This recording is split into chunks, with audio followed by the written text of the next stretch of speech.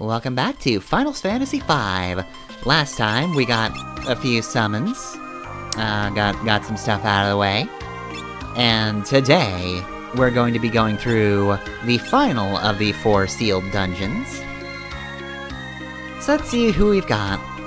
We're close to finishing with Dragoon. Not really anywhere near Chemist overall, but we'll get a new ability soon. And lastly, Geomancer, because we're very close to finishing Geomancer, especially with ABP up. Though also, if you're wondering, yes, I did accidentally equip Gaia twice. I think I was just going for Dancing Mist, but whatever, it's fine, we're almost done with Geomancer anyway. So, that is the location of the dungeon, the waterfall, Istory Falls. But in order to actually access that dungeon, we have to take the submarine around and go down here. So, we'll rest up a bit real quick before we go. But, yeah, like the previous dungeon, the trench, it's a good thing that we're not doing this in the first half of these dungeons, because it's got some tough enemies. There's a reason they force you to get the submarine upgrade first. Because these ironbacks. No, they're nothing. Yeah, so these are the same guys, which admittedly did make me kind of nervous, that I'd accidentally gone to the wrong place somehow, but no, we're south of Istory, this is where we need to go. They're just using old enemies here. You say these guys aren't a threat, but I want you to imagine you're out, it's dark, and you just see the vague outline of one of these guys running at you. Yeah, I mean, I guess if I were just a person going for snacks in the middle of the night, just a normal-ass person, most things in this world would be pretty terrifying. Honestly, Goblin on its own would kinda be pretty terrifying. Goblin is just a kinda short guy with a knife. I don't want to deal with that. Yeah, that's a lot to put on me. Look, I only want to see somebody with a knife if they're, like, a chef or something. Only if they're cutting a cake. Oh, fuck, I forgot we have to do another fucking gargoyle fight. Alright, here it is, the final gargoyle. Thank God.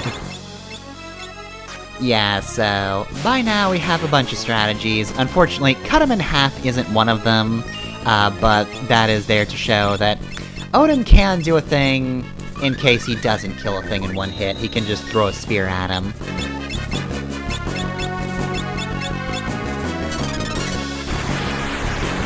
And I probably could have been better at actually showing, you know, gargoyle weaknesses in general over the course of the game, but I didn't. So I'm also going to throw in that in addition to that flare I just used, you can also apparently berserk them, and if you berserk a gargoyle, they don't actually bother reviving the other one, they're just too mad to do that, so that's another strategy. Okay, I do like that, though. Mm-hmm. There are ways to deal with these guys pretty easily, if you're creative. It's just, I never really put myself in that position, and, you know, that's my fault. But there are valid strategies. Oh, Mother of God! Oh, God! Alright, so, Tonberry is here, to test whether or not you really deserve that Brave Blade. So, here's our first appearance in the series of what will, of course, eventually be an infamous enemy that shall survive into multiple games. Tonberry looks pretty unassuming, you know, just stands in the back, doesn't do anything. So you might be thinking, well, this guy's not so bad. I mean, he's got a knife, but what's he gonna do with it? But the gimmick of the Tonberry is, they have a lot of HP. They take a while to kill, and they draw ever closer to you over the course of a fight. And if they get up to your row, they will stab you and you will die. Now, thankfully, since this is their first incarnation, I mean, first of all, I've confused it. I'll get to that in a sec. But second off, they don't have everyone's grudge like later Tonberries do, so that's good. Alright, so, I've finally used the magic lamp enough. So, as I've mentioned before, the more you use the magic lamp without recharging it, it will cycle through the summons from strongest minus one of them to weakest, that being the Chocobo. However, eventually, you will come to the point where it will say Egg Chop and then Too Far Away. Now, since it doesn't have any actual effect, you don't get to see what you're actually summoning. However, I am pleased to tell you that it is the Eggman. Woo woo woo. Oh yeah. It does actually have a sprite. Eggman is an egg with no face, arms and legs, and a bandana.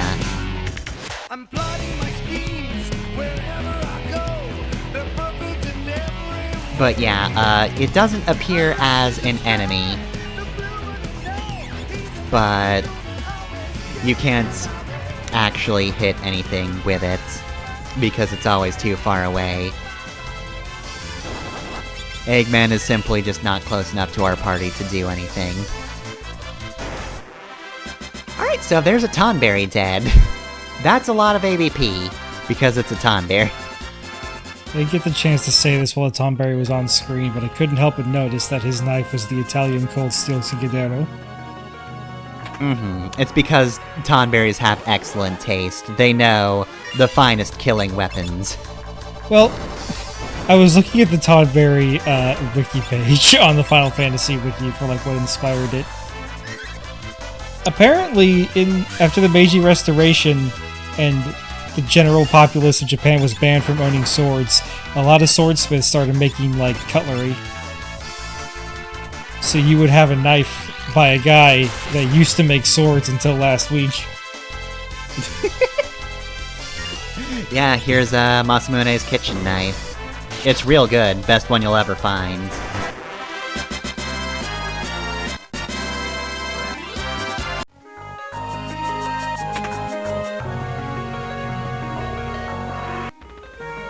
But yeah, no. That is, the first Tonberry. Like I was saying before, though, everyone's grudge is a move they get later on, because apparently, this game just started a lot of trends in the Final Fantasy series. And eventually, they were like, hey, Tonberries are terrifying. They're just little bastards with lanterns and a knife that stab you, and that just kills you. But what if they had the power to hurt you real bad depending on the number of enemies you've killed? What if they could just do that?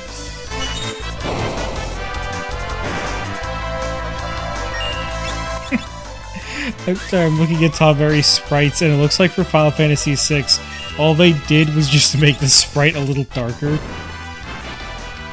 To make it look like he's framed in shadow. Darker, edgier Tonberry. Also, when you initially said you were looking up the Tonberry wiki, I did just think there was an entire wiki page like devoted to the Tonberries.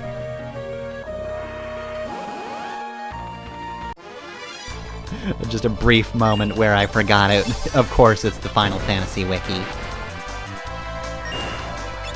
There's a fandom specifically for Tonberries and only Tonberries. Hey, do you want to see... Oh, this might be hard to show because it's a wiki, but would you like to see the model for Tonberries in Final Fantasy 15? Ah, you know, I actually haven't seen them yet, so yeah.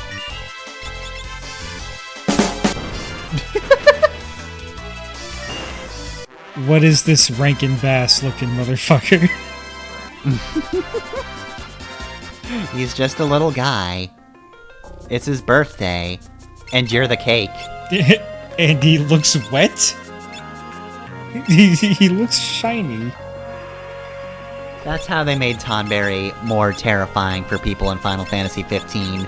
If you're one of those people who really don't like the word moist, well, guess what? Now the Tonberry is moist. In contrast, would you like to see what they look like in the Final Fantasy XII spin-off Revenant Wings? That's so specific. Yeah, what was that funky little bastard look like? Oh my god. That Tonberry is my friend. That's a Moogle. That is the design they use for Moogles in the Tactics Advance games. This is a really weird crossbreed. Wow, every Tonberry looks so fucked up. I've got fucking Final Fantasy XI Tonberry, which I don't... Nobody thinks about Final Fantasy XI anymore. Mm-hmm. Yeah, they all think about the critically acclaimed Final Fantasy, what the fuck is that thing? I'm not sure if you're talking about the Tonberry or the really good frog that's on screen right now. The frog is very good, but what the fuck is that? What is that Invader Zim-ass looking Tonberry? I'm sorry, the frog is very good, you say, as you do 8,000 damage to it. I'm going to kill it, but it's very good.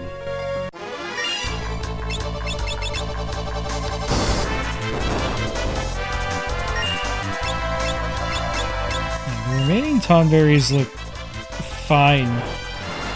Kind of cute even, but yeah, that one is weird. Also, I kill the Alchemia far too quickly for you to actually see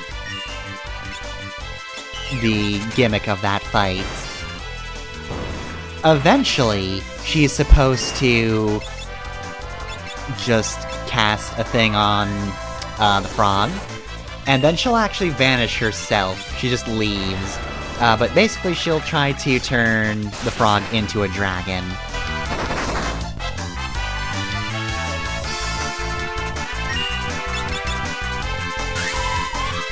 Also, it's a very bad idea to kill the frog first, because if you do, she will actually just cast instant death on you. I see. She gets very mad if you kill her frog. Killed my pet. Now you've made me angry. I was just gonna leave, but you know what? Alright, square up, motherfucker. I'm gonna kill your soul. I'm sure this has come up before, but talking about turning a frog into a dragon just reminded me of... Are you familiar with the translation controversy of the 10 Plagues of Egypt? No? One of them... No, I am. Well, I'll say it anyways for the folks at home. One of them is typically translated as Plague of Frogs, but technically, in at least one instance of the original Hebrew, they use the singular word for frog, implying that it's a Plague of Frog. It's just one... It is a nice day in Egypt and you were a terrible frog. Look, you don't understand. If this frog touches you, you die instantly. The nice thing is you do win $1 million beforehand. God damn it, it's a different Tumblr post. You're thinking of the snail?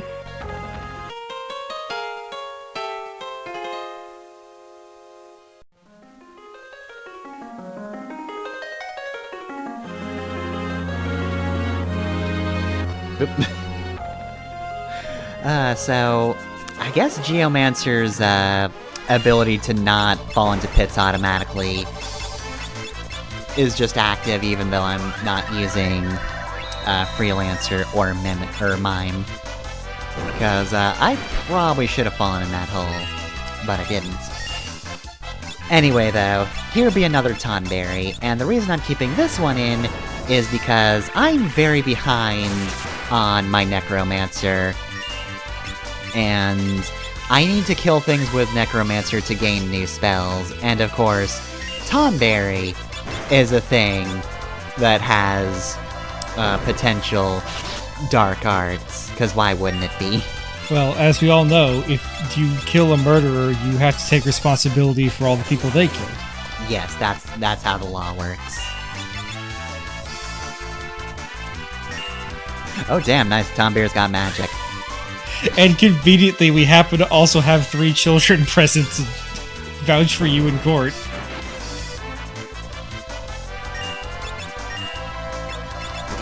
Actually, we talked about ages. Bart's and Lena actually aren't children, are they? They're not now. I keep thinking they're like 15 and 16, and then Ferris is 20.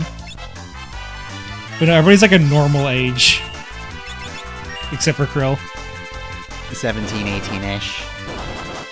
Krilla's baby. So yeah, actually this plan isn't foolproof. We have issues. We have to fool them on Bart's. Bart's, can you behave convincingly like a 16-year-old? I assume the answer is yes.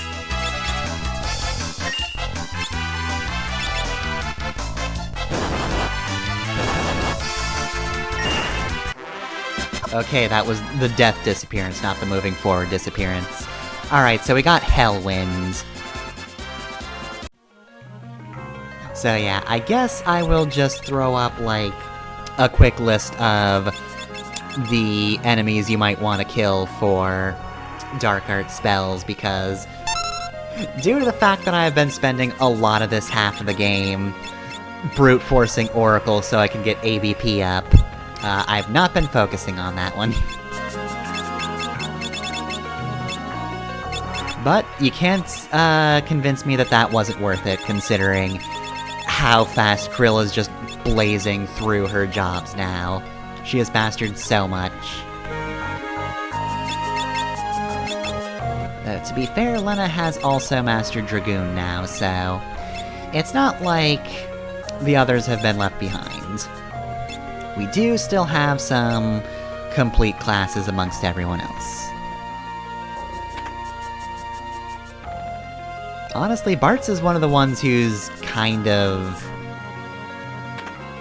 a ways away from a lot of mastery, just because I've stuck him with, like, almost all of the mages.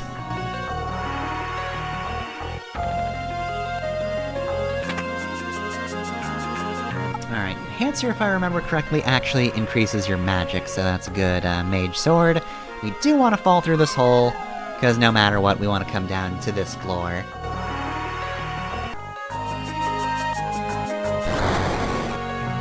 Here's how you could have been impaled.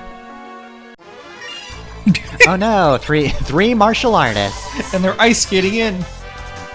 All of them are tripping and falling over as we speak.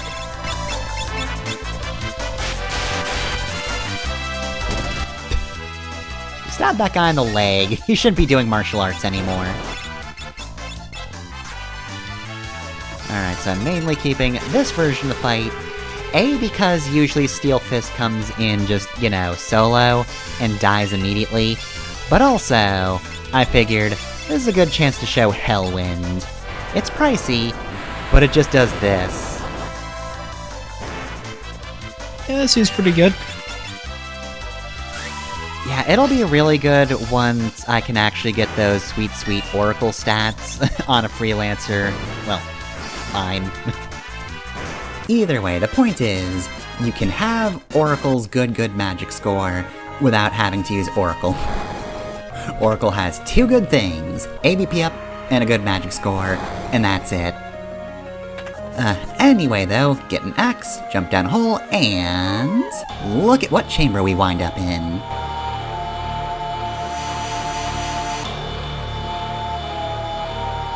Alright, so that's the fourth tablet. That was easy.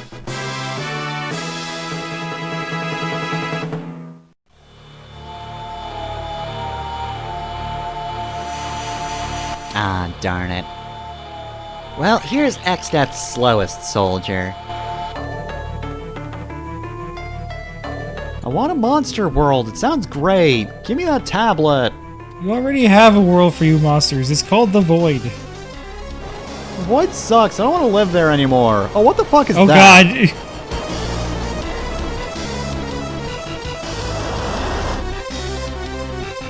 You have summoned me. What is your wish?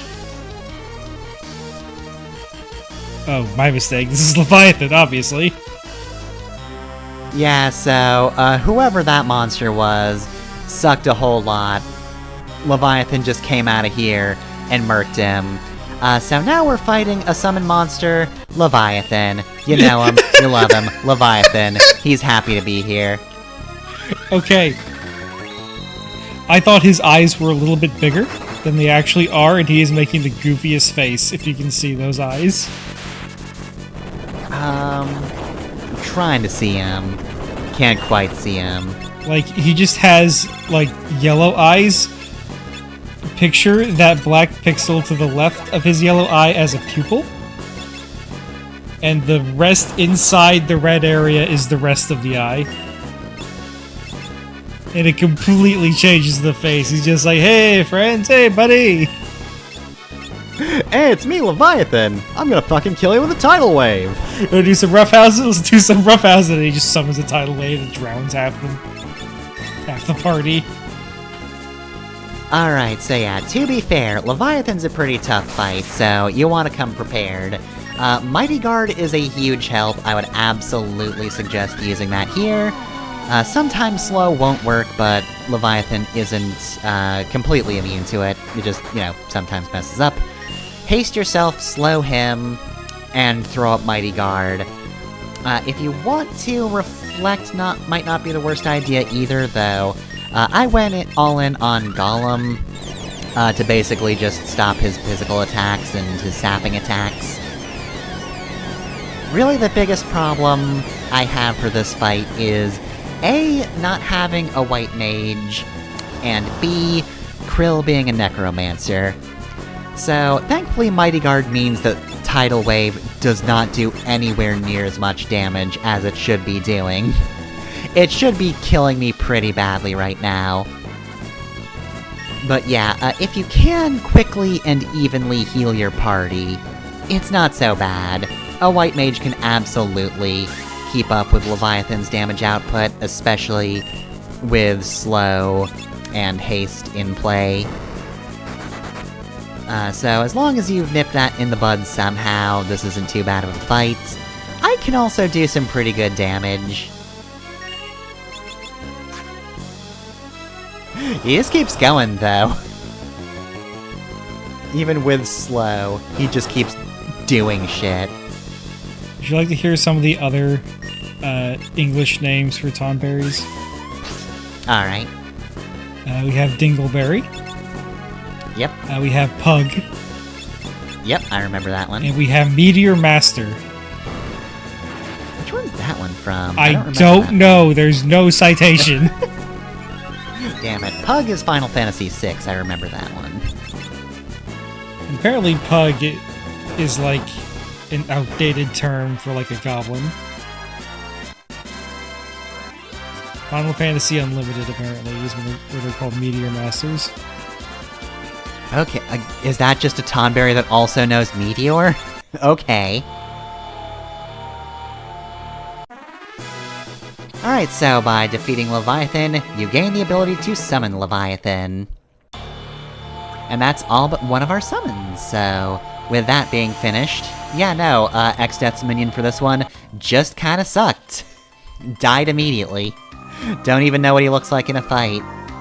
So he's gotta be one. Job's completely so that we can show off Leviathan, who is actually kinda tough. But with that done, we are now done with all 4 of the sealed temples, so next time, we will be doing the final things required of us in the overworld. And after that, it'll be time to go to the endgame, so yeah, just a few more things to do before we're ready to take on X-Death.